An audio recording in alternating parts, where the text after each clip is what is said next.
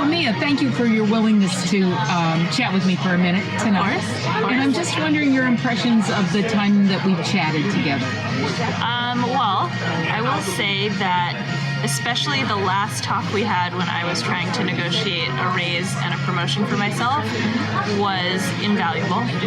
I remember being down in the lobby of my office building and trying to get up the courage to go to the head of my department and tell her that I had gotten another job offer that was twice as much as I was making at the time, and that I didn't want to leave, but I did want a raise. And I remember you called me and we talked, and I told you everything that was going on and all the moving parts, and you were like, okay, let me ask you, if you were a man at the same age, would you even hesitate to ask for a raise?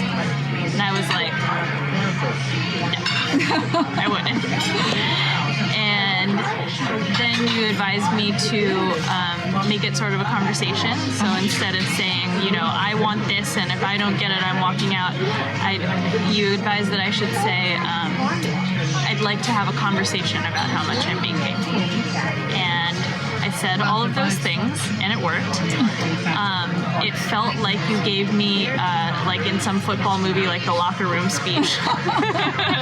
It was like I was in the locker room. Yeah. You like amped me up, and then I was like, okay, I'm ready to go. And I hung up the phone, and I went upstairs and walked into her office. Oh, that was so cool. It was cool. Actually, no, I walked into my boss's office, Jonathan's. Yeah. And I said, I'm ready, let's go. And he was like, right now? And I was like, right now. We went down the hallway, and I was like, here, I have to talk to you. And then we sat down, and we had a conversation. And I cried a little bit while I was talking to her. It was sort of emotional for me. But I don't think I would have gotten through that if I hadn't talked to you first. Oh, that makes me feel so good, Mia. Yeah.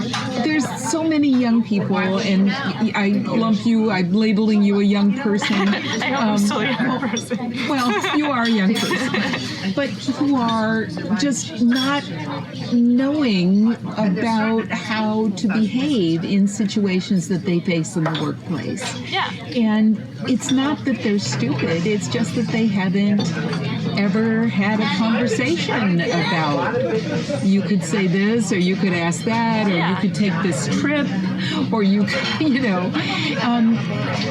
and I feel as if that's something that I can contribute. It sounds like you agree with that. Do you have anything to say about that? Well, I think it's interesting because I've never thought of myself as a woman who felt as though she was being held back by being a woman.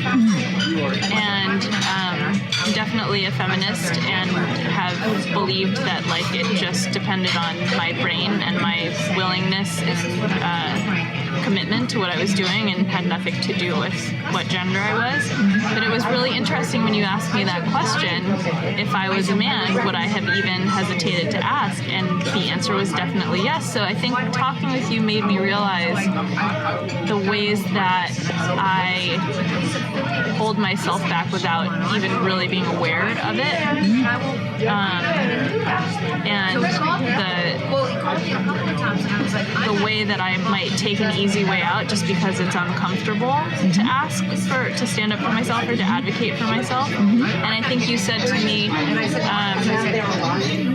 this is a moment where you get to decide whether you are the person who asks for what you need and what you want or not. And that was something that I will carry with me for the rest of my days. What a lovely thought. Thank you. Thank you so much for your willingness to say all that. You're very welcome. My pleasure. Okay.